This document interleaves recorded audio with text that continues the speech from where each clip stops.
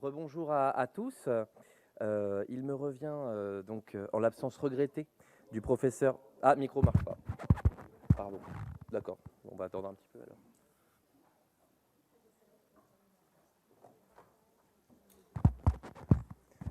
Peut-être que je parlais pas assez fort du coup. Ça va mieux là? Ouais, ça va mieux. Ok. Donc, en l'absence de Bastien François, comme je vous disais, il me revient la lourde charge de modérer les propos qui vont être tenus cet après-midi, même si j'imagine que je vais très rapidement disparaître. L'idée que cette table ronde sera consacrée au deuxième pilier, s'il en est, de la démocratie environnementale, à savoir la participation du public. La discussion de cette première partie donc, de l'après-midi sera consacrée à l'étude des procédures juridiques, mais on ne verra pas forcément que juridiques, qui permettent de recueillir les observations du public. Et pour parler donc de ces procédures et de cette participation de manière générale, nous avons à notre disposition des acteurs de terrain, des acteurs majeurs de la participation qui la vivent, qui l'organisent au quotidien. Comment cette démocratie se traduit en actes? Comment est-ce qu'on passe des lettres, des textes de la Charte de l'environnement, de la Convention d'Aarhus ou du Code de l'environnement aux actes? C'est toute la richesse, finalement, qui sera celle de cette table ronde. Je me permets donc tout de suite de passer la parole à Madame Chantal Joanneau, donc, qui est présidente de la Commission nationale du débat public. Merci beaucoup. Je vais parler d'ici. Alors, avant de commencer, d'abord, merci pour cette invitation. Ne vous sentez pas obligé de me faire plaisir en levant la main, mais qui connaît la Commission nationale du débat public? Bon, d'accord. Ça me facilite la tâche parce que on m'a dit qu'il faut que vous fassiez une présentation des procédures et de la Commission nationale. Mais vous connaissez tous la Commission nationale. C'est 25 ans d'existence et son ambition initiale. Donc, on va peut-être gagner un petit peu de temps sur les procédures et sur la présentation de la commission. La question qui était posée là, cet après-midi est extrêmement intéressante puisque la question est quelle réelle participation du public au processus de décision? En d'autres termes, est-ce que vraiment la participation du public, est-ce qu'on observe une influence de cette participation sur la décision? Théoriquement, nous, quand on est saisi, dès lors qu'on est saisi très en amont d'un projet, tous les champs sont ouverts. C'est-à-dire qu'on peut discuter de l'opportunité du projet, on peut encore renoncer au projet, ce que bien souvent, d'ailleurs, les maîtres d'ouvrage n'ont pas très bien compris. Donc, théoriquement, tous les projets devraient ressortir à peu près modifiés du débat public. De fait, quand on regarde les 95 débats publics que la Commission nationale a conduits depuis 25 ans, qu'est-ce qu'on observe ? On a fait 95 débats publics et 400 concertations. Donc les concertations, c'est quand la procédure est conduite par le maître d'ouvrage, mais sous l'égide de un ou plusieurs garants qui vont vérifier que les principes du droit à l'information et à la participation sont bien respectés.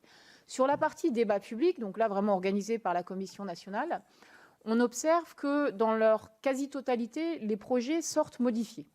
Alors il y a 3 projets seulement qui ont été abandonnés juste après un débat public. Donc déjà, ça met un terme à l'idée selon laquelle la participation tue les projets. Il y a un tiers des projets qui sont modifiés dans pas dans leur modalité, mais dans leur contenu.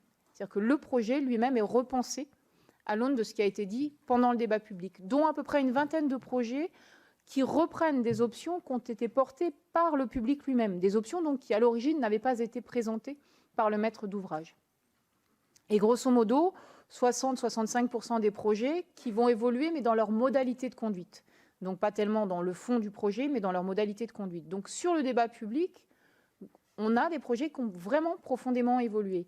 Mais ça, ce sont des statistiques historiques. Or, historiquement, les projets dont on était saisi étaient plutôt des grands projets d'infrastructure, avec des maîtres d'ouvrage qui avaient une certaine conscience et connaissance du temps long, et des maîtres d'ouvrage qui étaient souvent les mêmes, donc qui ont eu aussi une certaine connaissance et pratique participative, qui ont évolué eux-mêmes dans leur rapport au débat public. Et ces maîtres d'ouvrage-là sont très ouverts au débat public. Ils arrivent vraiment avec une discussion sur l'opportunité, avec plusieurs scénarios qui vont soumettre au débat. Ce n'est pas ce qu'on observe, par contre, sur les concertations. Et sur ces nouveaux maîtres d'ouvrage qui aujourd'hui sont obligés de nous saisir, puisque les ordonnances font que le champ de la participation s'est élargi, et ces maîtres d'ouvrage, ce qui nous frappe, c'est leur très grande méconnaissance des objectifs de la participation. Ils viennent généralement avec une double idée. La première, c'est qu'on va faire de la pédagogie sur leur projet et que, grosso modo, on va contribuer à l'acceptabilité de leur projet. Donc, ils ne conçoivent même pas qu'on puisse discuter de l'opportunité. D'ailleurs, ils arrivent très tardivement dans la procédure. Ils ont déjà fait des millions d'euros d'études et ils ne conçoivent pas de remettre en question leur projet, même auprès de leurs propres équipes. Et puis, on a des maîtres d'ouvrage qui, eux, pensent que la participation, ça va être une mesure, ça va être une forme de consultation pour savoir si le projet passe ou passe pas. Et de l'autre côté, on a un public qui, lui, est plutôt en attente de co-construction. Donc, on a une forme de déception un peu partagée entre un maître d'ouvrage qui parle d'acceptabilité et un public qui parle de co-construction. Et donc, ça, c'est vraiment lié à cette grande... Merci, madame. Il me reste 5 minutes.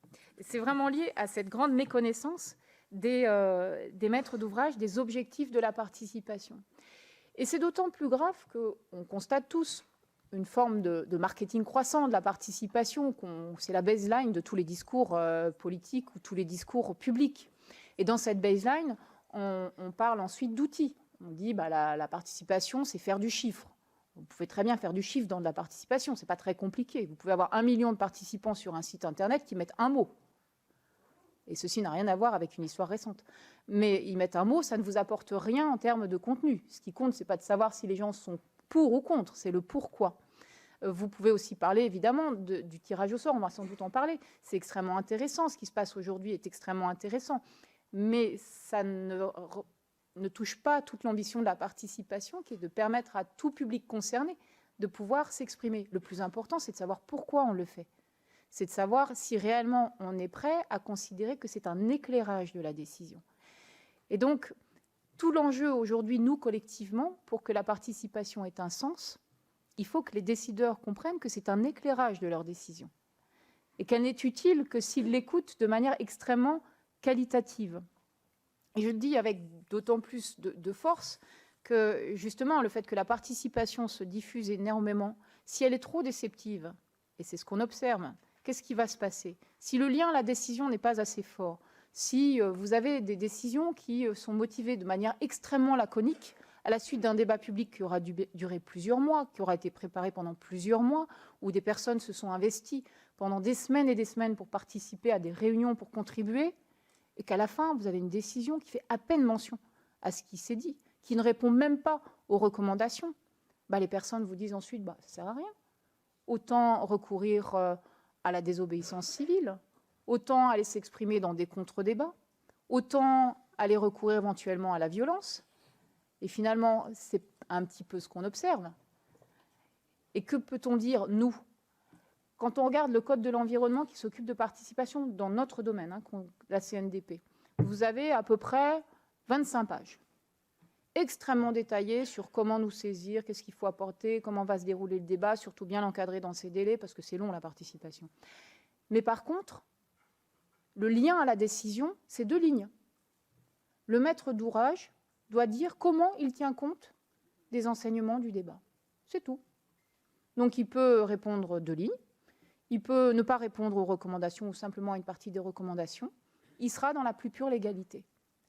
Donc pour nous, les 2 enjeux que je vois à l'avenir par rapport à la participation, si on souhaite vraiment relégitimer le processus de décision, et donc ce n'est pas la participation qu'il faut relégitimer, c'est le processus de décision, c'est d'une part de faire cette pédagogie sur à quoi sert la participation, pourquoi fait-on de la participation, et peut-être de revoir un petit peu cet encadrement légal de la participation qui est extrêmement faible en termes de lien à la décision. Voilà ce que je souhaitais vous dire. Ce que je souhaitais vous dire, en fait, c'est que quand on pose le débat sur l'utilité de la participation, on pose le débat sur la légitimité de la décision publique et de la décision politique. Et donc, quand on se préoccupe de nous-mêmes, on se préoccupe d'abord de la légitimité de la décision. Merci encore. Je crois qu'il me reste 1 minute, donc j'aurai du temps pour les questions.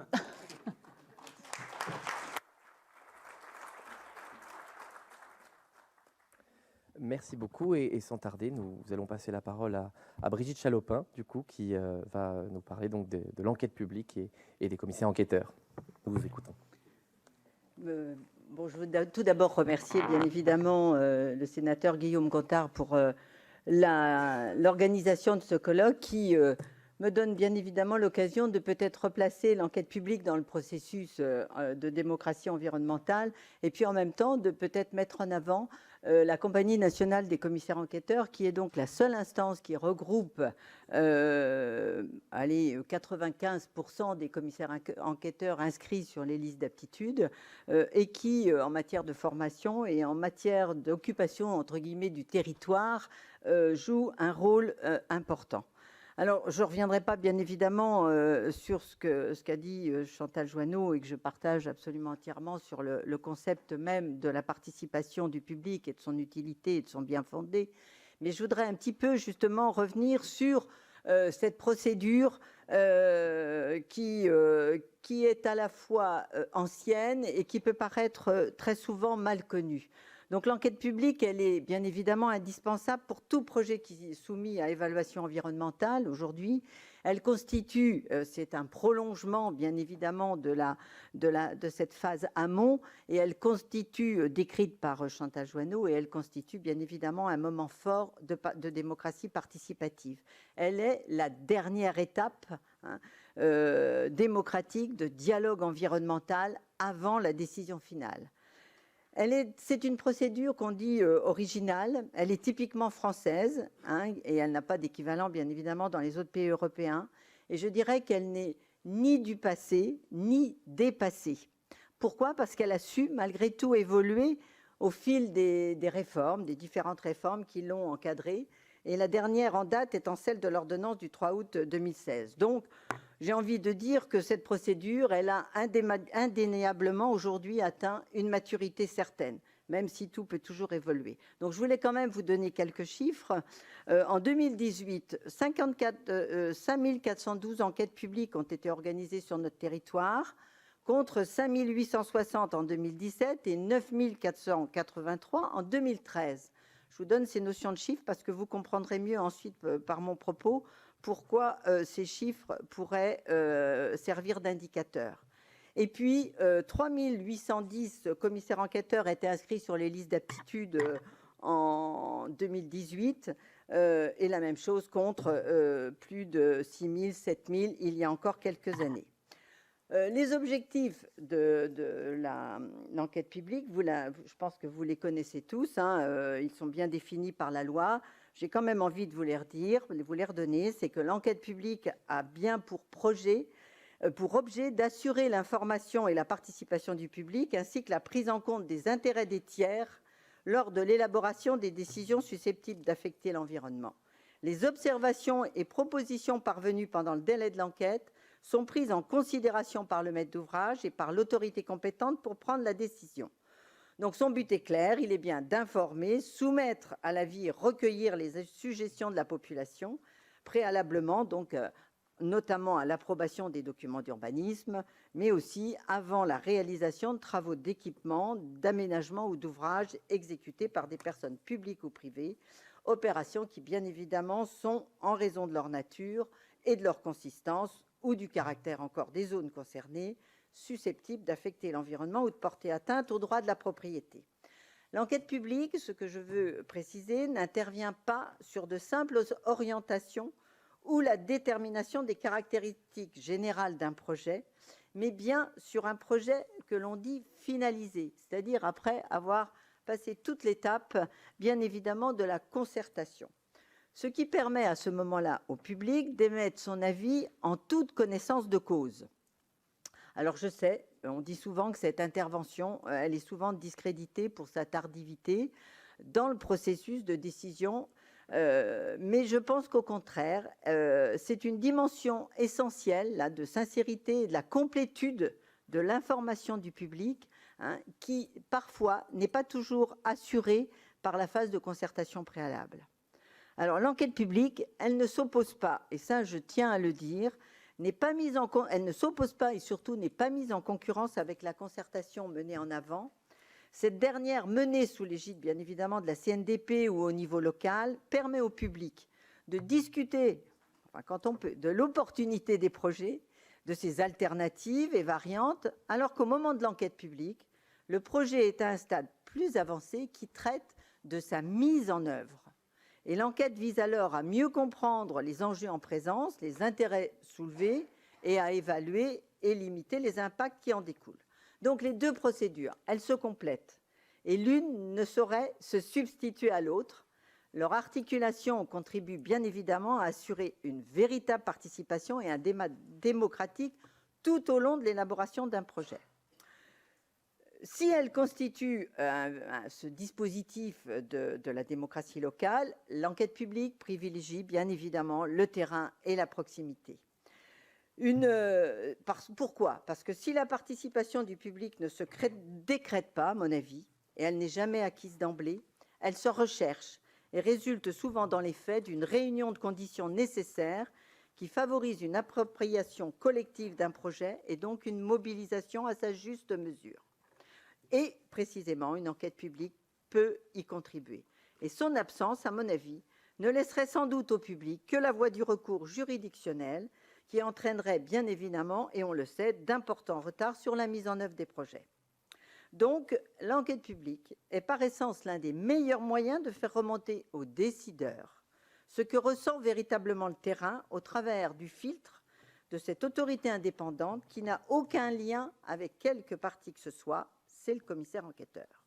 Et l'expérience montre que des problèmes non ou mal abordés dans la phase de concertation préalable peuvent s'inviter à l'enquête publique et surprendre le maître d'ouvrage par leur teneur et leur ampleur, l'enquête publique servant alors de révélateur à ces attentes du public qui n'ont pu être exprimées ou entendues en amont.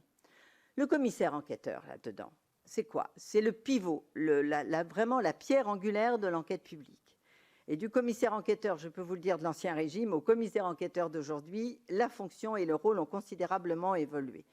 Nos textes actuels exigent de lui, mais c'est souvent très méconnu ou mal appliqué, un rôle actif et pas uniquement passif d'enregistrement des doléances du public, souvent opposé au projet d'ailleurs, et le plus nombreux à se manifester. Le commissaire enquêteur, c'est le praticien de l'enquête publique, son animateur. Et ce tiers indépendant, il n'est ni juge ni partie, mais se positionne davantage comme un intermédiaire entre le maître d'ouvrage et le public. Il joue le rôle de catalyseur, également aussi entre la population et les élus parfois, ou de facilitateur qui doit permettre au public de s'informer et de s'exprimer. Il est bien évidemment garant de l'intérêt général, il reste l'interface privilégiée du public, il mise sur l'écoute, le dialogue, la proximité avec les citoyens. Mais il n'est pas un expert, même si ses fonctions exigent, je peux vous le dire, une certaine expertise. Mais sa formation continue, tant juridique que technique, rendue obligatoire par l'ordonnance du 3 août 2016, doit garantir sa capacité à assurer sa mission dans les meilleures conditions, avec indépendance, impartialité et objectivité. Et je mettrai un bémol, c'est qu'aujourd'hui, c'est la DREAL les DREAL qui ont la mission de former les commissaires enquêteurs, mais elle dispose, hélas, et on l'a vu ce matin, de moins en moins de moyens pour assurer cette formation. Et c'est donc au niveau de la CNCE et de la compagnie nationale que je préside que nous avons mis en avant, à travers les compagnies régionales, tout un relais de formation des commissaires enquêteurs. Notre commissaire enquêteur, à l'issue de la consultation, il rédige un rapport qui relate le déroulement de l'enquête, qui analyse les observations et contributions du public qu'il a recueillies et surtout, il bâtit des conclusions dans lesquelles il donne, avec toutes les garanties d'indépendance, de neutralité et d'impartialité exigées, un avis personnel et motivé en s'appuyant bien évidemment sur la notion, le triptyque de la notion de développement durable, l'environnement, l'économie et le social. C'est cet avis qui constitue donc une aide pour le décisionnaire et qui a pour objectif final de réduire ou gommer les effets jugés indésirables ou néfastes d'un projet afin qu'il soit mieux accepté par la population ou encore de prévenir de futures difficultés, notamment contentieuses. Mais cet avis, vous le savez, il peut être favorable, favorable avec réserve ou défavorable.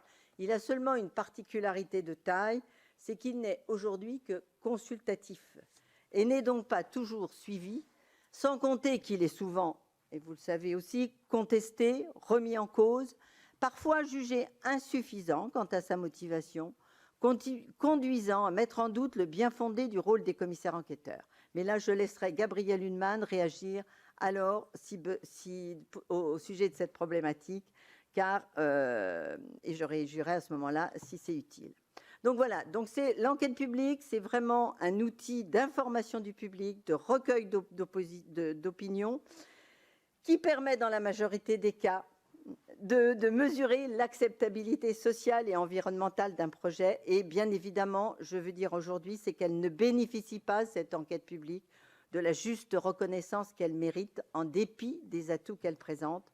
Et les régimes, en conclusion, je dirais, c'est que les régimes dérogatoires aujourd'hui aux règles de droit commun se multiplient. Et ils ont toujours le même objectif. Alors, la réduction du périmètre des projets soumis à étude d'impact, le lancement d'une expérimentation dans les Hauts-de-France et Bretagne, qui donne la possibilité au préfet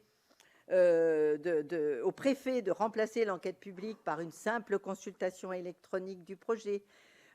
Tout ça avec le même objectif, simplifier, aller plus vite, en prenant des raccourcis qui viennent chaque fois limiter la participation du public et qui, à terme, risque donc d'avoir un impact non négligeable sur l'environnement. Voilà un petit peu rapidement. Je voulais passer du temps à vous parler un petit peu du commissaire enquêteur et de cette mission de l'enquête, de l'organisation de l'enquête publique, parce que ça me semble fondamental, parce que c'est aujourd'hui ce qui est très souvent contesté par à la fois des personnes, que ce soit les associations, certains maîtres d'ouvrage aussi, par les contraintes qu'elle peut présenter. Or, les contraintes sont largement compensées par les atouts qu'elle présente. Je vous remercie.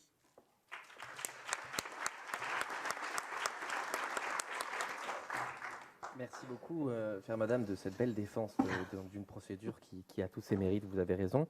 J'ai noté effectivement que vous parliez du commissaire enquêteur en tant que catalyseur, que facilitateur.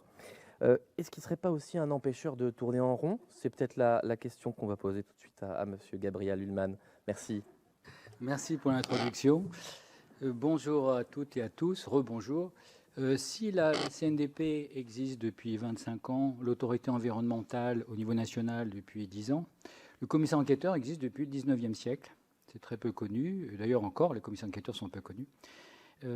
Et c'était souvent des maires, les maires lesquels étaient désignés par les préfets à l'époque, avec des avis. J'ai pu étudier ces avis dans le cadre ce qu'on appelle maintenant les installations classées. Des avis jusqu'à un tiers d'avis très défavorables de la part des maires, commissaires enquêteurs. Donc il y a aussi un certain nombre de réflexions qu'on peut avoir là-dessus, mais je ne dirai pas davantage. L'enquête publique est souvent perçue ou vécue comme, certes une contrainte, mais souvent une formalité qui prend place en fin de procédure, en fin de course. Et c'est vrai par certains côtés. Mais d'un autre côté, s'accroît ces dernières années des pressions en amont et des mesures de rétorsion en aval à l'encontre des commissaires enquêteurs pour les dissuader de rendre des avis défavorables. Alors que, comme l'a rappelé Brigitte, ces avis sont consultatifs. Donc ça veut dire quand même que ça signifie bien quelque part que ces avis pèsent un poids non négligeable pour avoir de telles pressions et des mesures de rétorsion, on va en parler, parce que ça a des incidences médiatiques et juridiques que je ne développerai pas ici.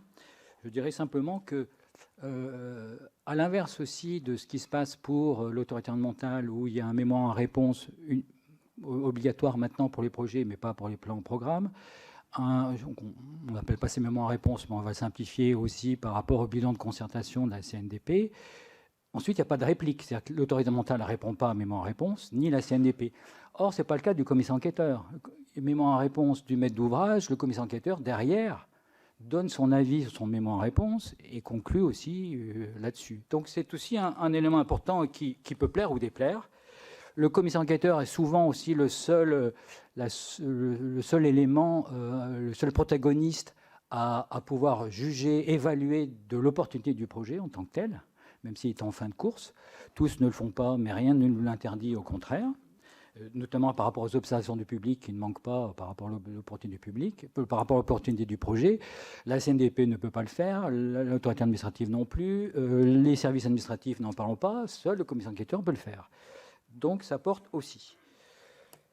Alors, quelles sont, alors, suite à ma radiation, comme vous le savez, à l'issue d'un nouvel avis défavorable sur une grande zone industrielle dans le Nord-Isère, à la demande du préfet, mais poussé un peu par le président du département qui est le maître d'ouvrage, j'ai fait un petit tour de France téléphonique et documentaire sur l'ensemble de ces pressions et mesures de rétorsion, et je vais faire une synthèse rapide. En ce qui concerne les pressions, elles sont multiples. C'est souvent des interventions téléphoniques, notamment de la part des préfets ou des secrétaires généraux, pour des projets sensibles, hein, pas pour les petits projets. Par contre, quand on demande, par exemple, une réunion des services ou des avis des services, parfois on nous dit oh, non, pas possible, indépendance du commissaire enquêteur, il faut pas mélanger les genres. Ça n'empêche pas que très souvent des interventions téléphoniques ou orales lors de réunions, etc. C'est des démarrages précipités d'enquête. C'est très souvent, c'est le cas aussi pour l'avis de l'autorité environnementale. Hop, on le met vite dans le dossier d'enquête, et puis de toute façon, elle est déjà programmée, on lance ça, voilà. Et le commissaire enquêteur dit, mais attendez, il faut prendre le temps du dossier, etc. Hop, l'enquête, elle part. Bon. Et des fois, il faut batailler pour obtenir les délais suffisants. Bon. C'est aussi l'envoi de documents dernière minute, de pièces complémentaires, ou des réponses qui tardent, très évasives, ou de dernière minute. Ou pas de réponse du tout. C'est également, ça a été vécu par des collègues commissaires enquêteurs, par exemple au Grand Contournement Ouest de Strasbourg, où le commissaire enquêteur a donc à 12 jours au maximum pour rendre ses conclusions et rapports, ce qui fait court par rapport aux observations du public et autres, sauf demande de prorogation, mais il doit avoir l'accord de l'autorité administrative, l'autorité organisatrice d'enquête. Pour le Grand Contournement Ouest de Strasbourg, ils ont eu un week-end seulement, en disant on vous donne le week-end, ils avaient 2000 observations, on vous donne le week-end de plus.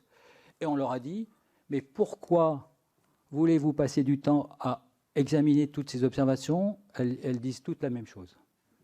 Voilà. Donc c'est ce genre de pression. Et puis quand ça ne suffit pas, en aval, il y a les mesures de rétorsion pour certains éléments récalcitrants qui ne comprennent pas cette procédure, enfin ce processus, ce n'est pas une procédure, ce cheminement. C'est donc quand on rend des avis défavorables ou très critiques, c'est des campagnes de presse, excès de zèle du commissaire enquêteur, partialité, incompétence, etc. etc. Bon. C'est de plus en plus, c'est devenu la mode, des recours contre ces vacations. Donc après, effectivement, il y a une ordonnance, on donne une fiche détaillée d'heures et de frais, et le tribunal administratif taxe, une ordonnance de taxe pour que le maître d'ouvrage nous règle nos vacations. Et donc, et bien sûr, il a droit à contester devant un tribunal cette ordonnance de taxe. Et maintenant, ils s'en privent de moins en moins lorsqu'on donne un avis défavorable. Même quand c'est entre nous de l'argent public, parce que les maîtres d'ouvrage privés le font peu, les maîtres d'ouvrage publics le font quasi systématiquement, sachant que de toute façon, ce n'est pas leur argent. Donc, ils prennent un avocat, cabinet, etc. Et voilà. Bon. Et puis, ça va ensuite à la commission d'aptitude des commissaires enquêteurs. Alors, cette commission d'aptitude, c'est un décret de 2011 codifié au R123-34 du Code de l'environnement qui n'a pas son équivalent. C'est-à-dire que le préfet désigne 6 des 9 membres de cette commission, dont 4 représentants pour le préfet, auxquels se rajoute un représentant du département et un représentant des maires. Donc, uniquement des maîtres d'ouvrage publics qui ont affaire au service des commissaires enquêteurs en tant que maître d'ouvrage et ou autorité décisionnaire, et qui vous évalue par rapport à ça. Donc il n'y a pas d'équivalent. La CNDP, lorsqu'elle désigne des garants, dans les 22 membres de la CNDP, ne siège aucun maître d'ouvrage public en tant que tel. Pour les experts judiciaires, après les juridictions administratives, les commissions de recrutement ou de sanctions éventuelles, les textes prévoient au minimum 2/3 de juges administratifs, etc. Il n'y a pas de justiciable, autre. Bon. Pour les commissaires enquêteurs, si, il y a un strapontin pour les commissaires enquêteurs, représentant de commissaire enquêteur, avec voix consultative. Donc le préfet désigne 6 des 9 membres et d'autres maîtres d'ouvrage, département et maire, représentant des maires, mi-siège. Dans mon cas de figure de radiation, le préfet avait instruit ma radiation demandé ma radiation, exercé les poursuites. Le préfet, un mois avant la commission de mon audition, avait modifié son arrêté préfectoral de commission, avait choisi ses membres de la commission, siégeait le maître d'ouvrage pour lequel j'avais émis un avis défavorable, lequel, entre-temps, avait fait un recours contre mes honoraires, et la commission m'a entendu par rapport à ça. J'aurais dit, à ma connaissance, il n'y a même pas l'équivalent en Chine, qu'une confusion des gens entre l'acte de poursuite, d'instruction, de jugement, de délibération, de jugement. Et donc, c'est pour cette raison, entre autres, que j'ai été radié. Mais d'autres... Ce n'est pas tellement le cas de radiation, et mon cas ne compte pas en tant que tel. Le plus grave, c'est lors des renouvellements. Parce que devant cette commission, les commissions enquêteurs passent tous les 4 ans comme une commission d'examen, et là sont étudiés leurs rapports. Et c'est tout à fait légitime qu'on se pose la question sur les rapports et les conclusions qu'ils ont pu rendre. Mais quand c'est les mêmes qui, finalement, sont bénéficiaires des services des commissions enquêteurs, qui jugent si leurs conclusions étaient valables, pas valables, etc., il est évident que les pressions sont vite exercées quand elles n'occasionnent pas de l'autocensure. Et je peux vous dire qu'il y a pas mal d'autocensure dans un certain nombre de commissions enquêteurs, notamment l'année de passage à la commission. C'est quasi systématique. On dit, oula, cette année, bon, je vais me tenir un peu peinard, tranquille, parce que je vais passer en commission. Évidemment, puisqu'on sait qui nous juge. Et nulle part ailleurs, on le voit.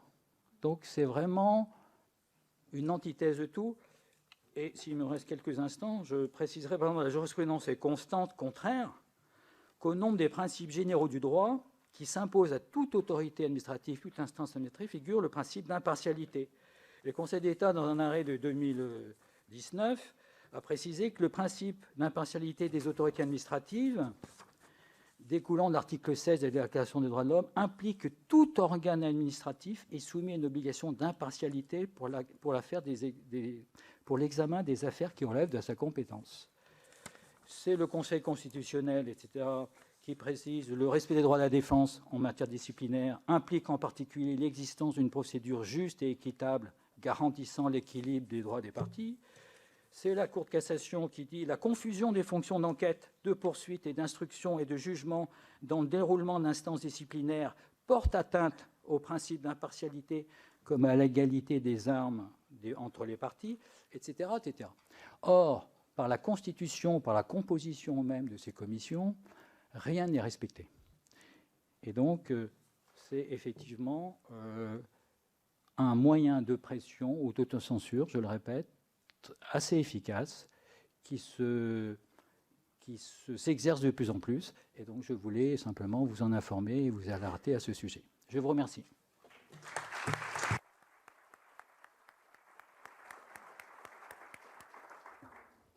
Merci beaucoup pour ce portrait glaçant, hein, je dois le dire, de la fonction de commissaire enquêteur. Je me tourne maintenant vers Monsieur le maire, Monsieur Sébastien Hérault, pour savoir si du côté des collectivités territoriales, est-ce que le portrait est un petit peu moins difficile ou comment vous le vivez? Voilà. Merci de me donner la parole. Merci à Guillaume Gontard, en tout cas, de son invitation. Je suis effectivement Sébastien Hérault, maire de Laval. Alors, pas le Laval que tout le monde connaît et qui a en tête. Un Laval qui mériterait d'être connu, en tout cas que je vous invite à connaître, qui se situe dans le département de l'Isère et qui se situe sur les contreforts du massif de Beldon, entre la Chartreuse et donc l'Oisans, et à mi-chemin à peu près entre Chambéry et Grenoble. Donc Laval, c'est 1000 habitants, donc un territoire rural de petite taille. Et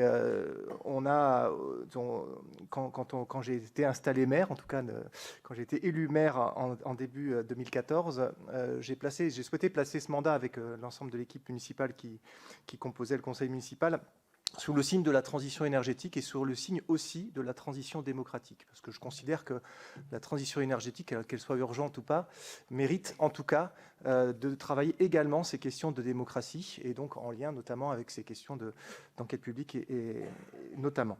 Et donc avec une volonté forte de donner de la place aux citoyens. Alors ça, c'est des paroles. En général, ça fait consensus. Après, la difficulté, c'est comment ça se met en œuvre. Donc je vais vous parler un petit peu de quelques expériences que j'ai pu avoir plus ou moins glaçante, j'espère un peu réchauffante en tout cas. Et puis aussi vous donner à l'issue de cette modeste expérience que je ne considère pas forcément comme représentatif, en tout cas c'est mon témoignage et c'est ce que j'ai pu vivre avec le conseil municipal, aussi donner quelques pistes de réflexion. Je pense qu'on est là aussi pour réfléchir un petit peu plus loin et voir comment on peut avancer. Donc, donner de la place aux citoyens, ça s'est traduit par plusieurs actions. Je ne vais pas forcément toutes les énumérer, je vais en noter quelques-unes. La première, c'est par exemple répondre à des attentes de proximité. Moi, je pense qu'on dit souvent le maire est à portée d'engueulade, et c'est vrai, je peux vous le confirmer. En tout cas, je pense que c'est une richesse de notre démocratie que de pouvoir être sur le terrain et de pouvoir être rencontré, discuté. Et donc, j'ai organisé très tôt, d'ailleurs, un petit peu piqué un moment des élections municipales, où quand je faisais le tour, bien sûr, pour recueillir un maximum de voix, vous imaginez.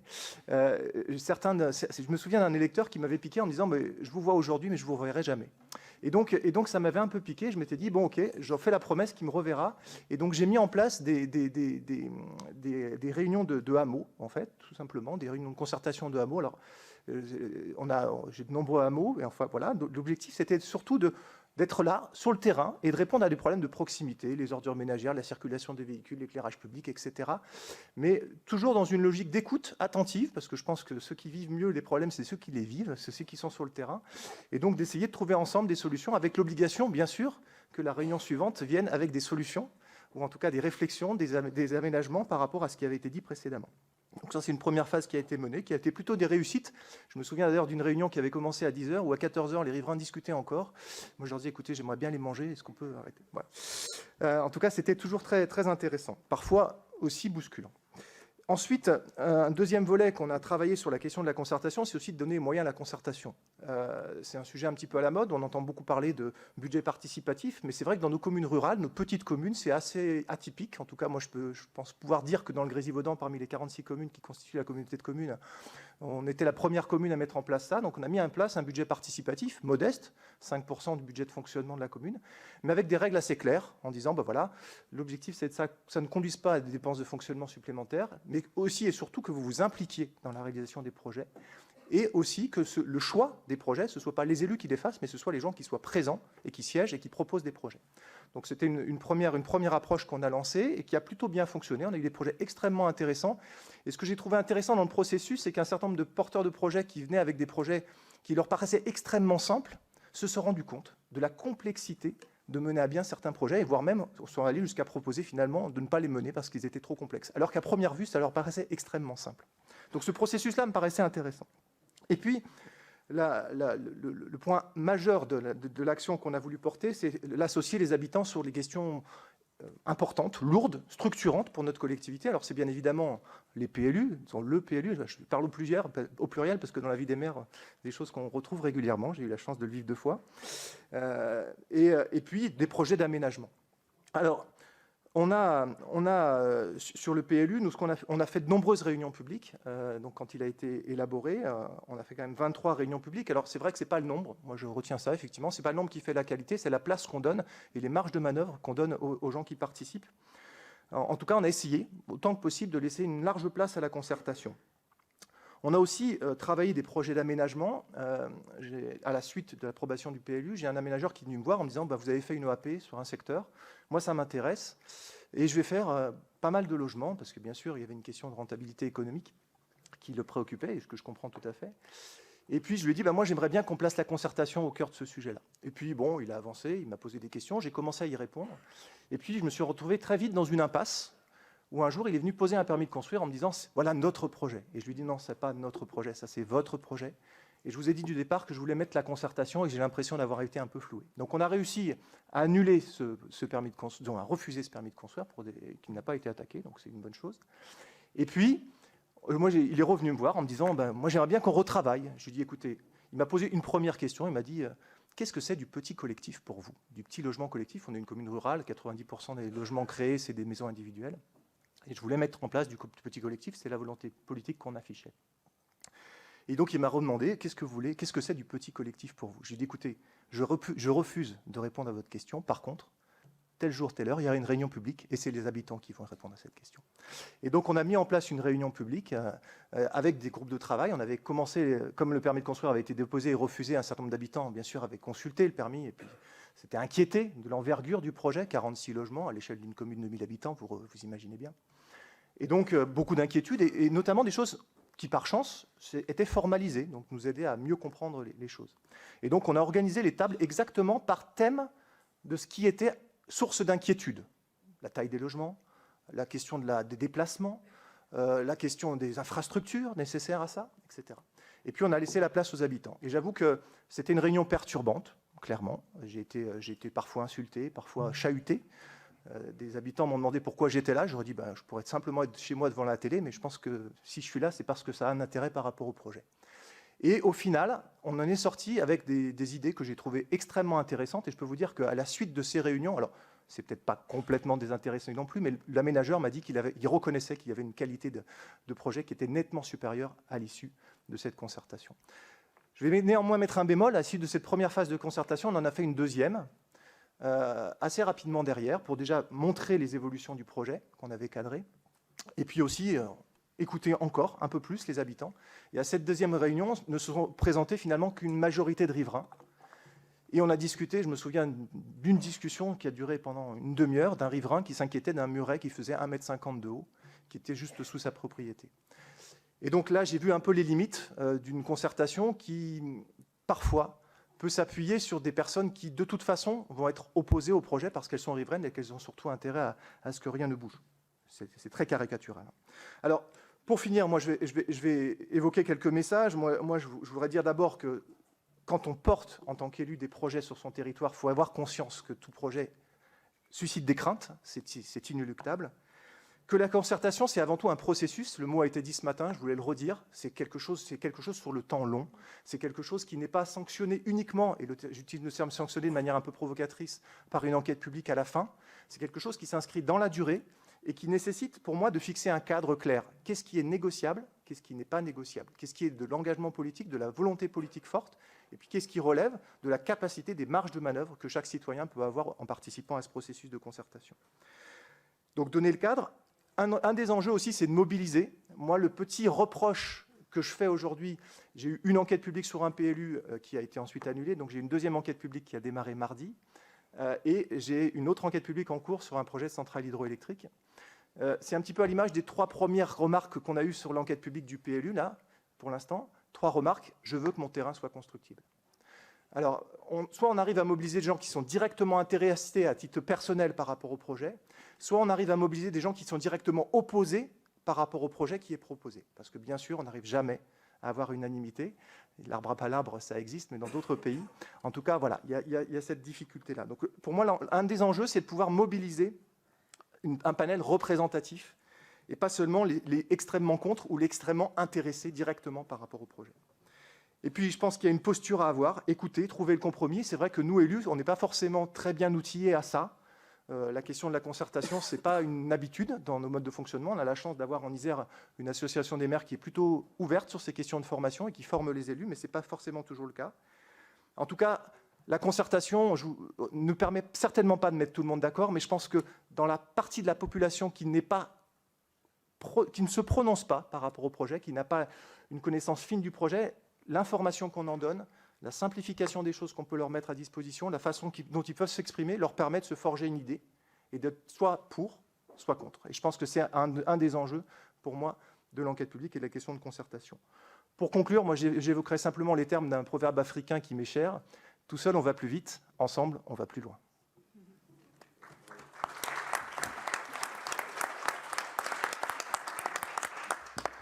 Merci, monsieur le maire. Vos propos soulignent bien le fait qu'à côté des dispositifs législatifs qu'on connaît bien, débat public et enquête publique, il y a aussi une imagination qui est au pouvoir dans les collectivités, puisque réunion de hameaux, budget participatif, tout ça, ça tient de votre bonne volonté et ce sont des expériences aussi importantes que les expériences législatives classiques.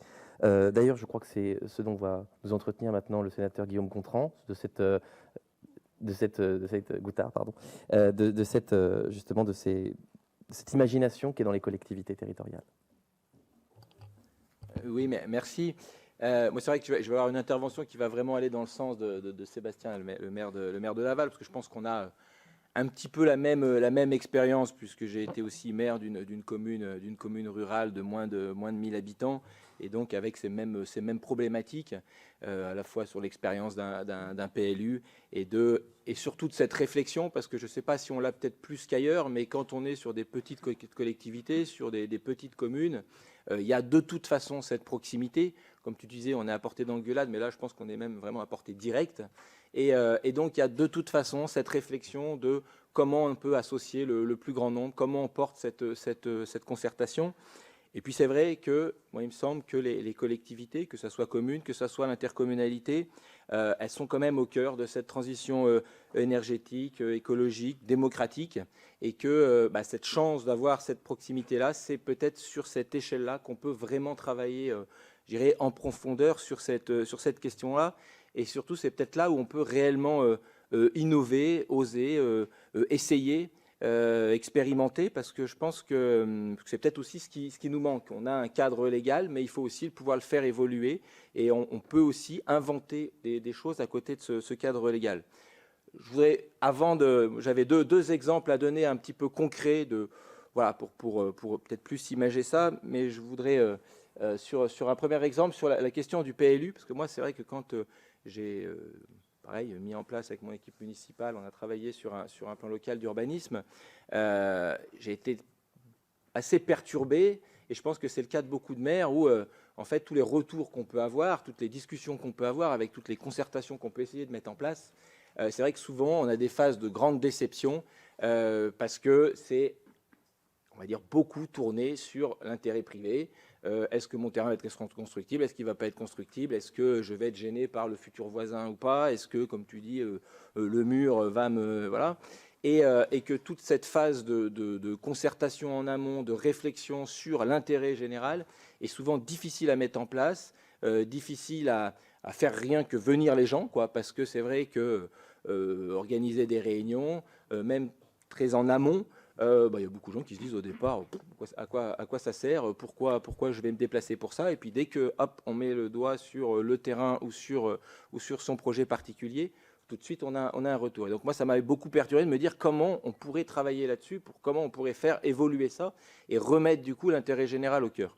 Sur la question des PLU, c'est vrai que moi je trouve qu'il y a quelque chose qui est très intéressant dans le fonctionnement d'un PLU, c'est quand même qu'il se fait en deux phases, et qu'on a quand même toute une première phase avec le PADD, le projet d'aménagement du développement durable, qui est justement calqué sur l'intérêt général, c'est-à-dire de réfléchir sur qu'est-ce qu'on veut collectivement comme développement de notre commune, de notre intercommunalité, et voilà, et d'avoir cette réflexion plus globale.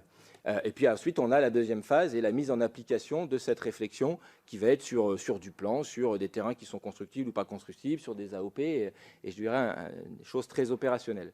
Et il me semble que c'est ce qui a été dit au début sur les enquêtes publiques qui arrivent en fin de processus et qui viennent recueillir justement toutes ces doléances.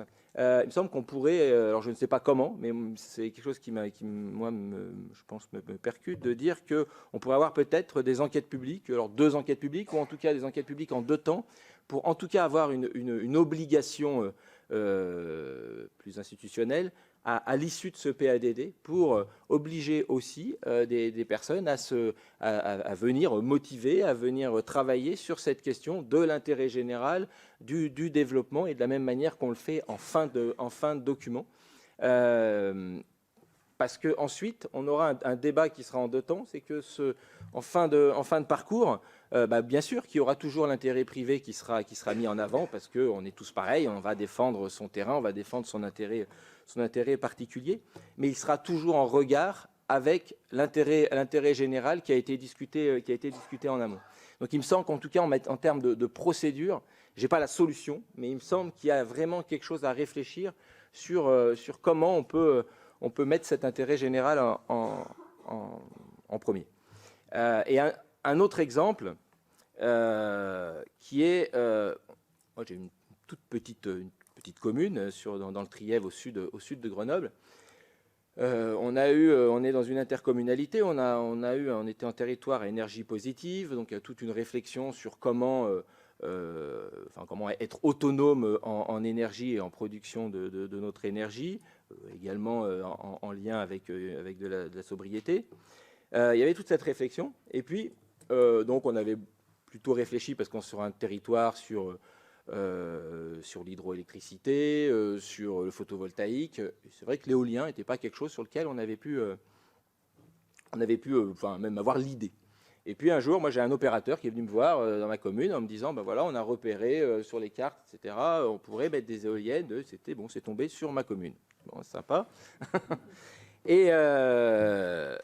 Et bon, comme je n'avais jamais pris le recul, on a fait un premier conseil municipal, on s'est dit, bon, qu'est-ce qu'on fait? On a appris dans le même temps que la commune d'à côté avait été aussi consultée. Et que la procédure telle qu'elle est, c'était de dire, on va voir une commune, il n'y a pas de souci, vous prenez une délibération, si vous êtes OK. Alors bien sûr, on nous explique aussi qu'il y a des intérêts financiers pour la commune, pour l'interco, même des intérêts aussi privés pour les gens qui auront des terrains qui seront...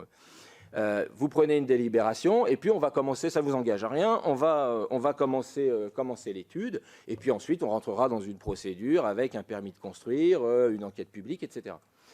Et c'est vrai qu'on s'est vraiment questionné et je me suis dit, mais on ne peut pas rentrer dans un schéma comme celui-ci parce qu'une commune comme la mienne, qui est une commune de 200 habitants, on va prendre la responsabilité de l'implantation d'éoliennes qui vont impacter l'ensemble du territoire. Sans qu'il y ait justement cette concertation, en tout cas en amont. Et donc, moi j'ai proposé à la communauté de communes, au président de la communauté de communes, qu'on réfléchisse ensemble à comment on pouvait organiser une vraie concertation et en se détachant complètement du projet. En fait, ne pas se dire est-ce qu'on est pour ou contre ce projet-là, mais de se dire remettons tout à plat à l'échelle de l'intercommunalité, qu'est-ce qu'on souhaite. On avait donc territoire énergie positive, ce que je disais au début, mais est-ce que l'énergie éolienne, on en a besoin? Est-ce qu'on le souhaite sur notre territoire? Si on le souhaite, de quelle manière on veut l'implanter? À quel endroit? On a un territoire bordé de montagnes avec un impact paysager assez fort. De quelle manière aussi en lien avec les nuisances liées aux habitants, sur la biodiversité, etc. On sait qu'il y a des procédures qui existent déjà. Et le président de la communauté de communes a accepté et a réellement joué le jeu en mettant des équipes au service de cette consultation. Je dirais un mot d'ailleurs à la suite sur le fait que c'est pas simple. mais en tout cas, tout ça s'est mis en place en création de trois collèges, un tirage au sort d'habitants, des associations, diverses associations du territoire, et puis des élus. Et on a fait différents ateliers, à la fois pour aller voir sur place les impacts que peut avoir l'éolien, des travaux paysagers, en s'encadrant avec CAUE, etc. Enfin, en se mettant quand même les moyens, même si je pense qu'on aurait pu en aller encore plus loin, mais en se donnant vraiment les moyens à ce que chaque personne qui participe ait le pouvoir de décision et de pouvoir vraiment amener quelque chose et avoir cette connaissance, parce que je pense qu'on partait tous avec des niveaux différents de connaissances. Ce processus s'est poursuivi pour arriver en fait à une décision et un cahier des charges assez précis en disant, oui, on pense que dans notre mix énergétique, on a besoin, l'éolien peut être intéressant. On a situé des zones en se disant... oui, si on veut de l'éolien, il faut qu'il soit à tel endroit et pas à tel autre, parce qu'il y a lié à cet impact paysager. On a mis aussi des choses par rapport aux habitations. La loi propose 500 mètres par rapport aux habitations. On est allé voir à différents endroits. On s'est aperçu que 500 mètres était peut-être quelque chose de beaucoup trop impactant. Donc on a mis 800, 1000 mètres suivants. Enfin, on a créé un vrai cahier des charges. Beaucoup nous ont dit, non mais votre truc, de toute façon, ça ne sert à rien, ça n'a aucune valeur légale, ça ne sera jamais appliqué, et puis les opérateurs, ils iront comme ils veulent. N'empêche qu'on a fait ce cahier des charges. Moi, je souhaitais qu'il y ait un engagement politique, et donc on l'a mis au vote aussi au Conseil communautaire. Pareil, je dirais qu'il n'y avait pas un engagement très fort, mais quand même qu'il y ait cet engagement moral de dire, ensemble, nous élus, on décide d'appliquer ce travail-là et de faire en sorte que quand un opérateur vienne nous voir, qu'on sorte ce document et qu'on dise, voilà, nous, la réflexion, on l'a eue, elle est là, et maintenant, si vous arrivez à rentrer dans ce cadre-là, on est prêt à en discuter.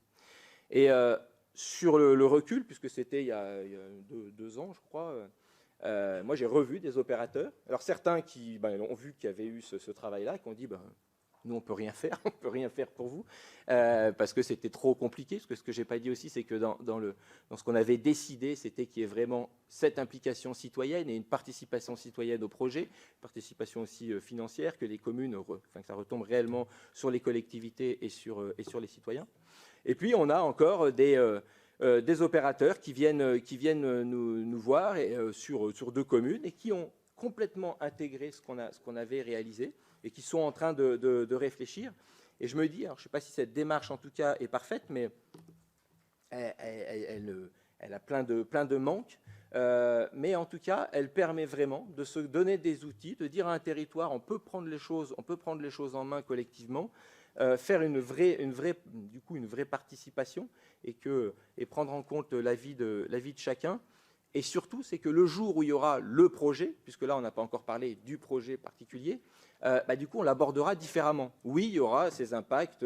Celui qui aura une éolienne à côté de chez lui sera certainement moins content que celui qui est à l'autre bout. Mais on aura quand même réfléchi collectivement sur l'intérêt général que pouvait porter ce projet. Donc voilà, je trouve que cette expérience et moi, j'en ai tiré beaucoup d'intérêt. Je pense que ça pose quand même la question des moyens, bien sûr financiers, pour mettre ces choses-là en place à l'échelle des collectivités, mais aussi, ça va avec, mais en termes d'ingénierie, de formation et de connaissances, parce que c'est vrai que on n'est pas tous formés pour gérer une consultation de ce type-là. Alors, il y a des structures qui peuvent nous apporter cette aide, mais je pense qu'il y a à réfléchir aussi à comment on peut apporter de l'ingénierie, comment on peut soutenir des démarches de ce type-là sur les territoires. Et je pense que c'est vraiment dans l'intérêt de chacun. Si on veut voir aussi, parce que je pense que c'est aussi dans l'intérêt qu'on puisse avoir, je parlais là de l'éolien, mais sur l'énergie, il faut bien qu'on réfléchisse aussi sur ces questions d'énergie renouvelable. Si on veut cette acceptation et en tout cas cette appropriation des projets, il me semble qu'il faut vraiment partir bien en amont.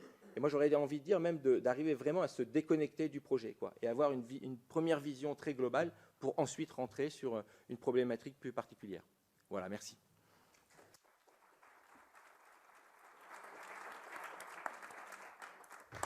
Merci beaucoup, monsieur le sénateur, pour encore une fois la richesse de vos propos, propos qui sont riches pour tous les intervenants. Non. Et ce n'est pas la moindre difficulté pour l'universitaire qui est le professeur Loïc Blondiot de Paris 1 de mettre tout cela en perspective. Merci. Merci. Donc je vais essayer d'aller très très vite parce que c'est ce que veut l'exercice. Je vais simplement réagir et faire écho à plusieurs des choses qui ont été dites, en commençant par une réflexion générale sur le caractère paradoxal du moment que l'on vit au regard de ces enjeux de participation, notamment dans le domaine de l'environnement. D'un côté, on assiste vraiment, et maintenant c'est une certitude, à l'émergence d'une demande polymorphe de participation. Alors polymorphe parce que elle est le fait des citoyens, des riverains qui ne supportent plus effectivement que des projets leur soient imposés et qui veulent pouvoir légitimement en discuter, mais demande de participation aussi d'autres groupes sociaux qui souhaitent désormais contribuer à la décision, contribuer à l'action publique. Et de l'autre côté, on a un mouvement assez général, lui aussi, de remise en cause de la participation, de régression du droit de la participation dans un pays comme la France, où celui-ci s'était progressivement consolidé depuis une quinzaine d'années.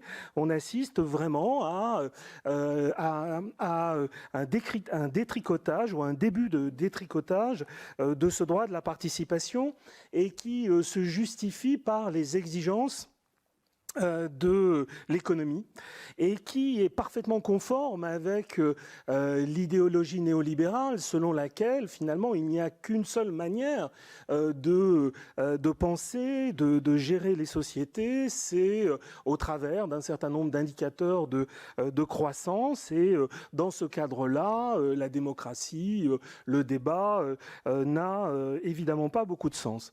Et donc c'est dans cette tenaille-là, c'est dans cette contradiction-là que nous nous situons.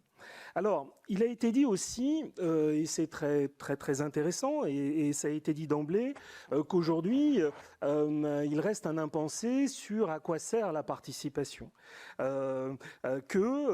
Autour de la participation, il y avait pas mal de malentendus, et que pour un certain nombre d'acteurs, elle était là pour faire accepter les dossiers, et que sa justification même sur le plan politique n'était pas encore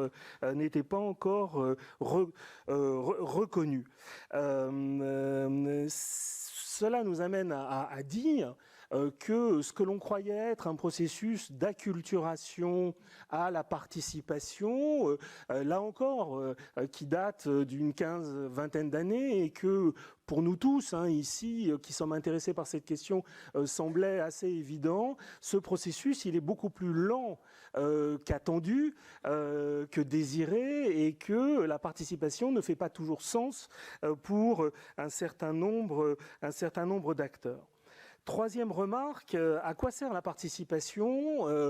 C'est évidemment à légitimer la décision. Mais légitimer la décision, pas à n'importe quelle condition. Pas à n'importe quelle condition. Et ça a été dit par nos deux derniers intervenants. En fait, il faut mettre en place un cadre de délibération réglé, dans lequel, on s'est efforcé de réunir tous les intérêts concernés et pas seulement ceux qui se mobilisent spontanément. En fait, la participation, elle ne se déploie pas de manière spontanée, elle exige vraiment une réflexion sur le comment, sur l'objectif, sur la manière dont on pourrait construire collectivement l'intérêt général. Ce que l'on sait aujourd'hui et ce dont on est sûr, c'est que l'intérêt général, c'est quelque chose qui doit nécessairement être construit dans un cadre de discussion collective. Ça ne peut en aucun cas quelque chose qui est imposé. Je perds mes mots parce que la dame qui est là, qui nous met les trucs, voilà, elle l'a pas encore fait. Mais j'ai tellement peu l'habitude d'être contraint. Que je veux aller plus vite que la musique. Voilà, 5 minutes. Voilà. Je fais le travail à votre place. Construire vraiment ce cadre de construction collective de l'intérêt général, c'est la seule chose qui puisse vraiment légitimer la décision et donc justifier la participation. Si on fait de la pseudo-participation, si on ne s'efforce pas finalement d'organiser les discussions de façon à ce qu'elles aient une chance d'être orientées vers l'intérêt général, à ce moment-là, il n'y a aucune raison que la décision soit légitime.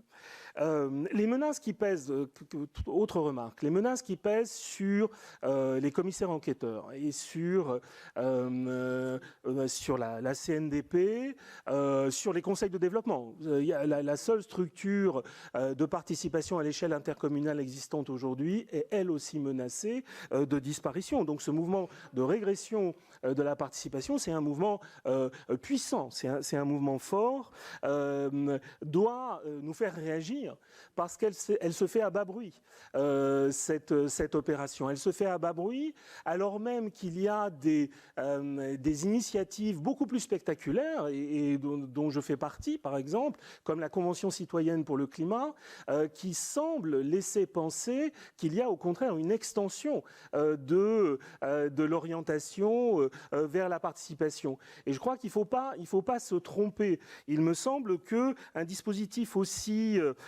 alors expérimental, aussi spécifique que la Convention citoyenne pour le climat, ne peut pas se substituer à l'exercice ordinaire de la participation.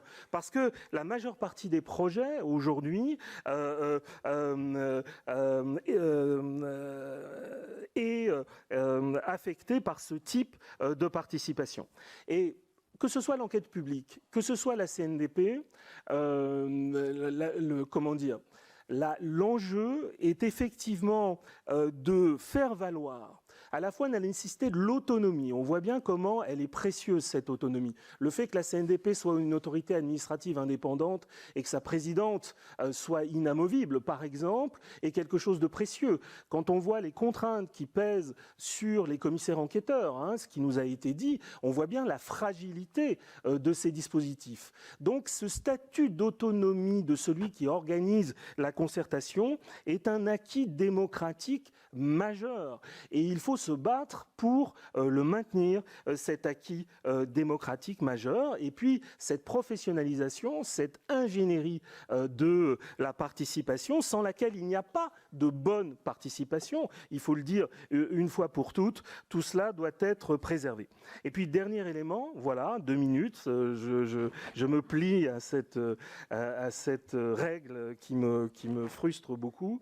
Dernier élément, oui, aujourd'hui, il y a un déplacement, très clairement, de nos ambitions démocratiques, ou en tout cas de l'ambition démocratique de beaucoup d'entre nous, vers le local.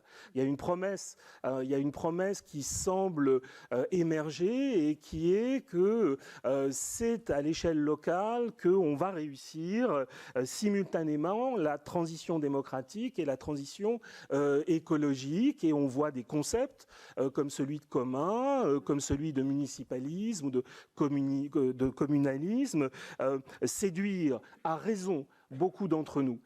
Mais n'oublions pas, et ce sera ma conclusion, qu'à plus ample informé, ce sont les pouvoirs nationaux qui aujourd'hui ont droit de vie ou de mort sur la participation, et que c'est là encore que se joue l'orientation de nos sociétés vers plus ou vers moins de démocratie. Excusez-moi d'avoir été si lapidaire. Merci.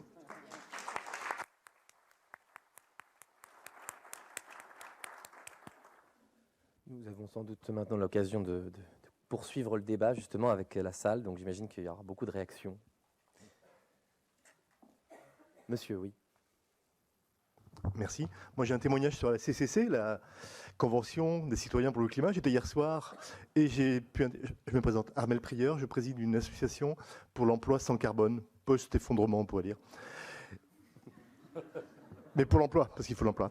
Et j'ai pu intervenir il y a 2 semaines devant les 150 citoyens qui nous ont appelés, comme les spécialistes appellent des experts tout le temps, et c'est bien, c'est une très bonne chose. Nous présentions ce que nous appelons la fresque de la renaissance écologique. Vous avez peut-être entendu parler de cela. Julien Dossier a repris une fresque de 1338 qui montrait le bon gouvernement à Sienne pour en faire ce qui serait visible comme l'équilibre de neutralité carbone dans les quelques années à venir. J'espère le plus vite possible, l'urgence. Et nous présentions ça et ils ont été très intéressés parce que nous les faisons jouer là-dessus. C'est-à-dire qu'on leur montre des possibilités et dans quel cadre ils vont s'installer. Et hier soir, ils ont organisé hier soir au café La Recyclerie de Paris une réunion avec les citoyens lambda. 200 personnes sont venues et ils ont dit on a besoin de votre soutien parce qu'on a la trouille. Les 150 citoyens tirés au sort ont peur que le gros travail qu'ils font pendant 6 mois, pas seulement 6 week-ends, hein, ils travaillent tout le temps. Hein. Ils ont peur que ça ne soit pas pris en compte après. Donc on a besoin de tous votre soutien parce que c'est une expérience. Je ne veux pas dire que ça doit remplacer la participation et j'étais très touché par vos apports. Mais c'est vraiment important qu'on les laisse bien travailler cette affaire-là, qu'après on puisse le faire aussi au niveau régional, communal, européen, mais que pour d'autres sujets comme le sujet socio-économique, ça puisse être également évoqué. Donc je pense qu'on a besoin de votre soutien. Je voulais juste témoigner. Prochaine fois qu'il y a un café, avec eux, il faut qu'on le dise à tout le monde de venir. Merci beaucoup. D'autres remarques, interventions, questions ou remarques par rapport à ce qu'a dit monsieur de la salle ou de la table? Oui, monsieur. Oui, pardon, Jean-Paul Puy-Fauché. Quelques réflexions sur, garant de la concertation, commissaire enquêteur ayant subi plusieurs fois des débats publics dans des commissions particulières. Juste sur... alors, les modalités, maintenant, ça fonctionne, la Commission nationale nous forme bien, etc. Donc, il n'y a plus trop de problèmes sur la manière de conduire des concertations. Il y en a encore, mais les formations sont de qualité. Et à mon avis, l'axe majeur de progrès, parce que si on ne progresse pas, on s'arrête, c'est sur les recommandations, et je ne parlerai pas du suivi des recommandations.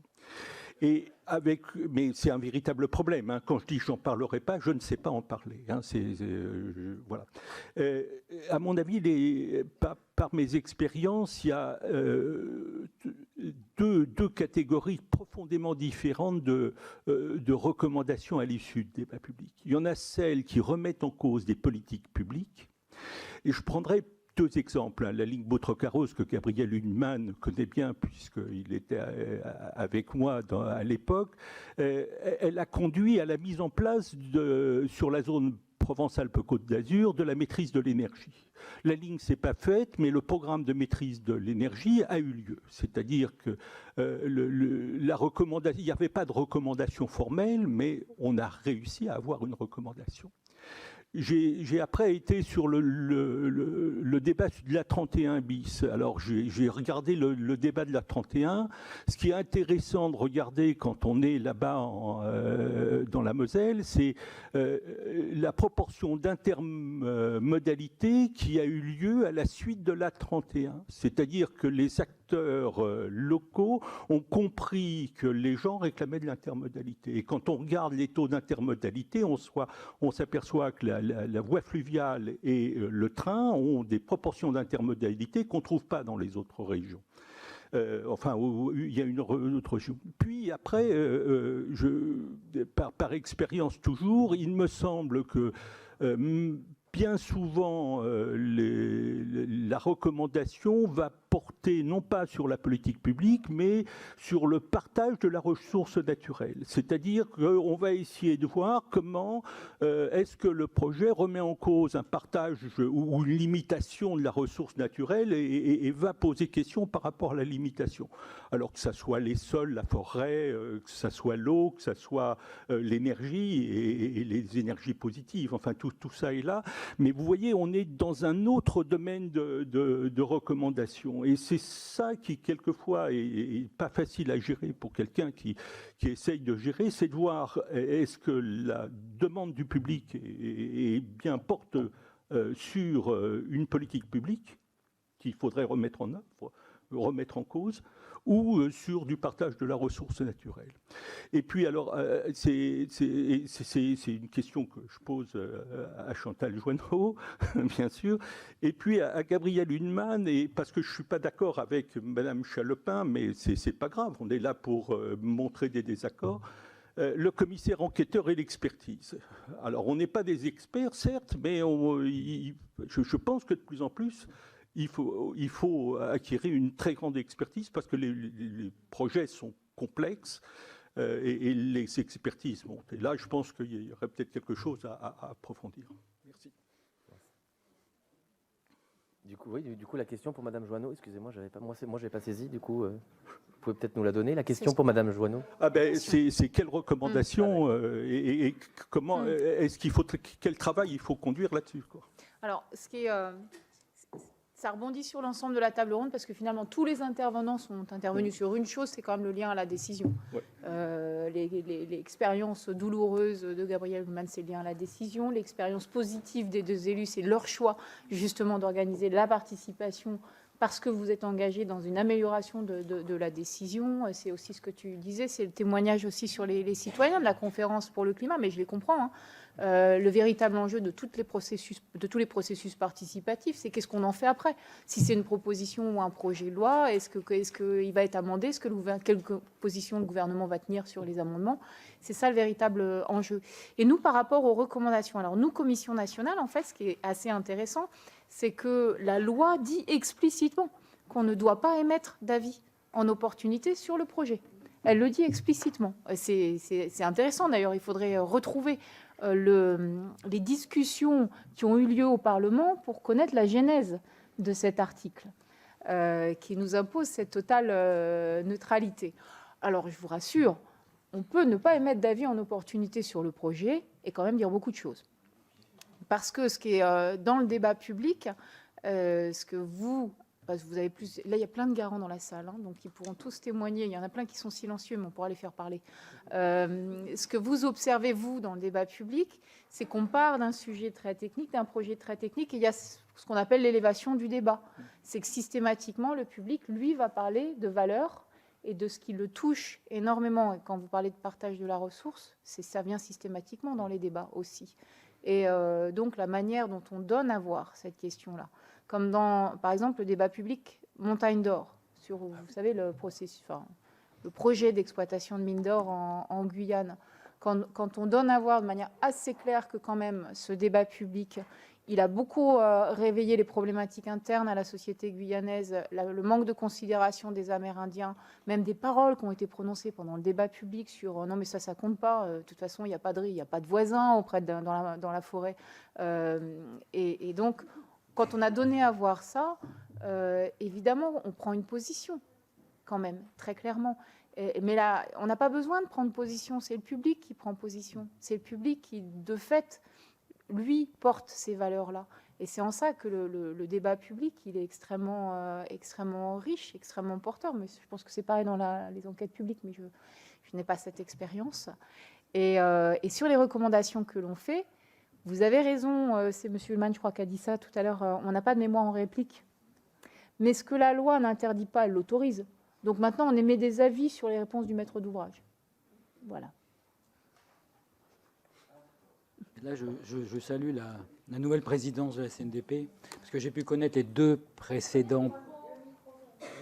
Oui, je salue la nouvelle président de la CNDP. J'ai pu connaître les deux précédents présidents de la CNDP.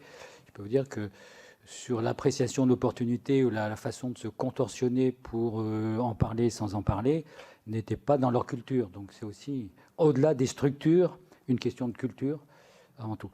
Je voudrais juste, si vous voulez bien, donc, par rapport à Jean-Paul Puy-Fauché, ce qu'il disait par rapport à l'expertise des commissaires enquêteurs. C'est un vaste débat, effectivement. Bon, en quelques mots, l'écologie, c'est une discipline, c'est pluridisciplinaire par excellence.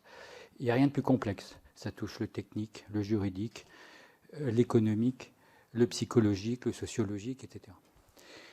Et donc, quand on a des dossiers de plus en plus complexes, ne pas avoir de technicité dans une ou dans un ou plusieurs domaines, ça paraît difficile. Et effectivement, je le suis. Donc, je vais vous lire simplement quelques lignes justement de ma radiation par rapport à ça.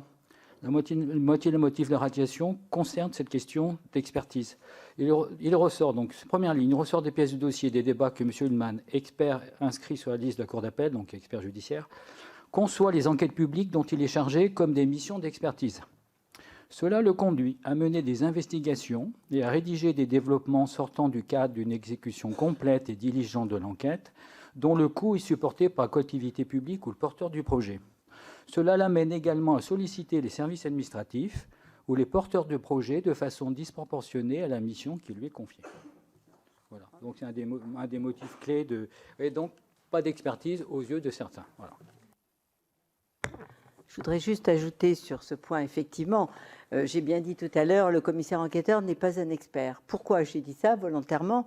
C'est que dans les critères de recrutement du commissaire enquêteur, et quand nous avons nos premières formations initiales quand nous sommes inscrits sur les listes d'aptitude, le président du tribunal administratif, puisque c'est lui qui, en général, conduit cette première formation, nous dit, le commissaire enquêteur ne dit pas le droit, première chose, et deuxièmement, il n'est pas un expert.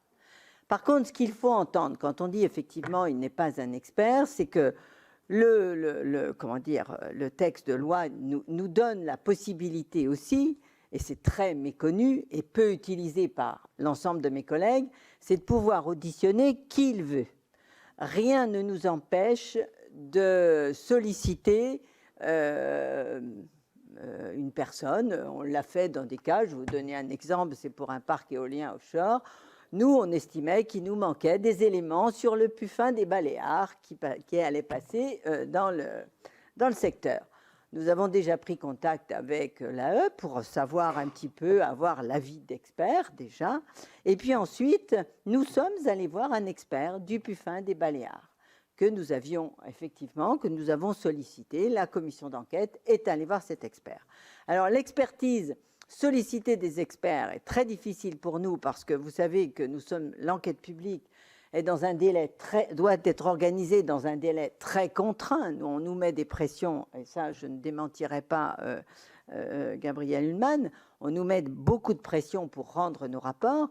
Donc, solliciter un expert, évidemment, faut d'abord l'accord, là, du tribunal administratif, puisque ça va reporter nos délais de remise de rapport de voire 2 à 3 mois. Ça m'est arrivé une fois sur une station d'épuration dans la région des Pays de la Loire. L'expert a mis 3 mois avant de rendre son avis. Mais ça nous a quand même été très utile et le projet, d'ailleurs, a été amendé et une nouvelle enquête publique a eu lieu quelque temps après. Donc voilà, donc, effectivement, nous ne sommes pas tous égaux, mais en tant que commissaire enquêteur, mais là encore, beaucoup de choses peut-être dans le cadre du recrutement des commissaires enquêteurs et dans le cadre des commissions d'aptitude. Je ne me prononcerai pas sur, bien évidemment, la radiation de Gabriel Hulman tant que le jugement ne sera pas rendu. Après, la CNCE éventuellement sortira de sa réserve. Mais je pense qu'il y a aussi des critères de recrutement. C'est écrit nulle part. Quels sont les véritables critères de recrutement des commissaires enquêteurs? Je n'ai jamais réussi, depuis que je suis présidente, à les connaître. Voilà ce que je pouvais vous répondre. Merci. Oui, allez-y, je vous en prie. Si je peux me permettre, puisqu'il y a une minute d'orable de la dame qui s'en va, elle m'avait donné une minute. Sur la question de l'expertise, c'est une question qui nous donne des nœuds au cerveau, en fait, parce que bon, vous avez vu que dans le Code de l'environnement, il y a un continuum sur le droit à l'information et à la participation. C'est d'abord les dispositions qui concernent la CNDP, ensuite celles qui concernent l'évaluation environnementale et l'AE, et ensuite le commissaire enquêteur. Donc il y a bien un lien complet entre les trois. Quand on nomme, nous, une commission particulière ou des garants, on a l'obligation qu'il n'y ait aucun lien d'intérêt avec le sujet, ni de près ni de loin, ni même qu'ils écrivent quoi que ce soit sur le sujet, parce que de fait, tout d'un coup, quelqu'un va nous dire « Oh là là, mais il n'est pas neutre, hein, il a déjà pris position ». Et puis il y a une certaine logique, c'est qu'on organise le débat pour le public, par le public. Et que finalement, ce que dans une commission particulière, les membres de la commission ne comprendraient pas, il est logique aussi, du coup, qu'ils aient un œil critique et qu'ils se disent le public ne le comprendrait pas non plus. Ils auraient aussi besoin de cet éclairage. Et en parallèle, on nous demande d'être garant du droit à l'information. Et donc, le public nous dit, attendez, là, les études qui sont sur la table, le dossier du maître d'ouvrage, ça c'est vrai, ça c'est faux. Alors, on a expérimenté quelque chose récemment, et dont j'appelle de mes voeux que ce soit développé à plus grande échelle, n'est-ce pas Philippe, qui consiste à obtenir en fait un cadrage préalable de l'autorité environnementale sur un dossier. On l'a fait sur le dossier de Terminal 4 de Roissy. Donc c'est un truc énorme, hein, puisque Terminal 4, c'est 40 millions de passagers supplémentaires. Et grâce à cette expertise, on a pu se rendre compte que le périmètre qui était prévu préalablement de la concertation était beaucoup trop petit, que tous les sujets n'étaient pas sur la table, et on a pu faire une concertation beaucoup plus éclairée. Donc il y a bien quelque chose à travailler sur cette expertise. Et puis bon, de toute façon, c'est un peu dingue de radier quelqu'un parce qu'il a trop bien fait son travail, quoi, dans le fond.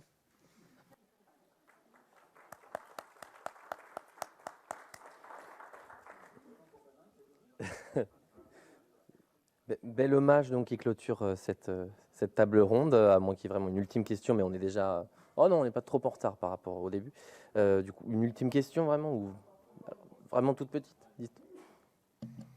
Oui, bonjour, merci. Donc, Lucien Briand, garant, agent EDF. Voilà, en 3 mots. Ces questions de l'expertise me refont penser à un positionnement de la CNDP qui date de fin juin, qui parlait d'une hypothétique, de piste de réflexion et de proposition, en particulier une fusion CNDP-autorité environnementale, dont on a de brillants représentants aujourd'hui. Voilà, je voulais juste savoir si finalement ce sujet était toujours dans les esprits ou pas. Et avant de répondre, on prend la dernière question. Professeur Blatrix. Oui, bonjour à tous et toutes. J'aurais simplement aimé avoir votre sentiment sur le rôle d'un type de public qui n'a pas tellement été évoqué et qui aurait pu être à la tribune. C'est le public organisé collectivement. Les associations de défense de l'environnement ont un rôle assez crucial dans la mise en place d'un certain nombre de nos dispositifs de participation. Ils jouent le rôle de relais, souvent, de l'information à l'égard de ces dispositifs. Et je crois percevoir dans certains discours qui circulent en ce moment, je ne parle pas spécifiquement d'aujourd'hui, hein, mais une tendance à disqualifier ce qu'on appelle la société collective, enfin la société civile organisée au profit du public abstrait ou d'un citoyen ordinaire désincarné. Comment vous voyez le rôle des associations dans leur contribution à la participation du public? Alors, Monsieur le maire, peut-être tout d'abord. Je vais commencer de manière assez concrète, en tout cas de ce que j'ai pu observer. Nous, dans le projet d'urbanisation cœur de village qu'on avait développé, on a eu la chance, je pense que c'était une chance, d'avoir une association qui s'était constituée. Et je pense que c'est une chance parce que ça permet d'avoir un interlocuteur avec qui discuter. Alors bien sûr, il y a forcément des frictions, on n'est pas forcément d'accord sur tout, il faut discuter, il faut se comprendre, il faut se respecter. Mais je pense que c'est une chance d'avoir un collectif qui constitue parce que ça donne quand même un peu plus de structuration à la question. En fait, moi clairement, quand je les ai rencontrés, je leur ai dit, mais j'ai besoin que vous me hiérarchisez les problèmes que vous rencontrez. Qu'est-ce qui est annexe de ce qui est majeur pour vous? Voilà. Et ça nous a influencé dans la façon dont on a construit derrière la concertation. Donc ça, c'est pour répondre à la question des associations. Après, associations de défense de la nature, il se trouve qu'on en a aussi, bien sûr, sur notre territoire, qui ont d'ailleurs eu des rôles d'alerte pour dénoncer des situations qui étaient inacceptables. Et parfois, c'est des appuis pour nous, en fait, d'avoir des acteurs externes qui aussi sont là pour dénoncer des situations qui, dans les entre-soi d'élus, je suis désolé, je vais dire aussi parfois ça, hein, dans les entre-soi d'élus font une espèce de consensus dans les couloirs et qui permettent de mettre sur la place publique des situations. Voilà. Donc moi, je le considère plus comme des relais des partenaires, même si ils ne sont pas nécessairement toujours d'accord avec les positions qu'on prend. Hein. L'idée, c'est pas de les inféoder non plus, mais quelque part, je trouve que c'est aussi ils ont un rôle à jouer en tout cas. Madame Jonot. Merci. Alors, sur cette idée, je ne suis pas certaine que les décideurs actuels soient totalement fanatiques de l'avoir une haute autorité assez aussi conséquente qui, effectivement, garantisse le droit à l'information et à la participation pas l'ensemble, puisqu'on n'a pas discuté de la suite, sur ce titre relatif au droit à l'information et à la participation. Mais c'est comme dans toutes les négociations, il faut placer la barre haut si vous voulez avancer. Et si la fusion n'est pas à l'ordre du jour, on a énormément de pistes de travail, nous, pour travailler sur la partie, effectivement, qu'on évoquait tout à l'heure, expertise, études de cadrage, en tout cas, pour, d'une part, nous, ça nous éclaire, et d'autre part, l'AE produit des avis extrêmement intéressants. Et souvent, le public, les questions qu'il nous pose en amont, parce qu'on est très en amont du projet sur les impacts environnementaux de ce projet, l'analyse de l'AE ensuite, ou des MRAE, apporte des réponses. Et donc, on peut aussi revenir vers le public et mieux diffuser cette information pour que ces avis soient beaucoup mieux connus. Donc, on a énormément à faire ensemble. Vous voulez répondre, Monsieur Levanvic, aussi? Je vais juste indiquer que je souscris au fait que, et on en a convenu régulièrement ces derniers mois, qu'on avait probablement beaucoup de choses potentiellement à faire ensemble et qu'on examine en effet au cas par cas. Le débat organique ou structurel est plus complexe et soulève des questions de fond qui probablement nécessitent, je dirais, d'abord des discussions et puis en plus, voilà, et ça pose de nouveaux problèmes, donc ça, c'est pas simple du tout. Donc du coup, par contre, rien n'empêche de travailler de façon accrue, je dirais, en bénéficiant l'un l'autre de ce qu'on peut apporter. Je me retourne vers l'organisation. Que faisons-nous? Est-ce qu'on continue? On arrête, très bien. Ah bah, allez, sur les associations peut-être. Les associations, juste devant vous, il y a Agnès Poplin qui est membre de la Commission nationale. Voilà. Et juste devant, il y a Arnaud Schwartz qui n'est pas membre de la Commission nationale, mais qui a été hyper actif dans le débat sur les déchets radioactifs. Et donc, et qui est intervenu ce matin en plus, d'accord.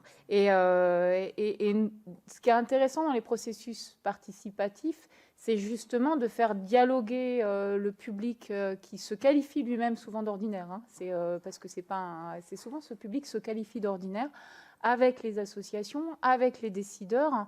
et donc de passer de ce qu'on appelle la délibération chaude à une délibération froide pour que ces publics qui ne s'expriment pas, parce que c'est ces petites voix qui sont super intéressantes en fait, c'est celles qui n'osent pas lever la main, contrairement à d'autres, je suis désolée, et qui n'osent pas parler trop, et ce sont ces petites voix qui sont les plus intéressantes. Merci beaucoup. Donc, merci beaucoup à tous les intervenants. Je pense qu'on peut les applaudir quand même.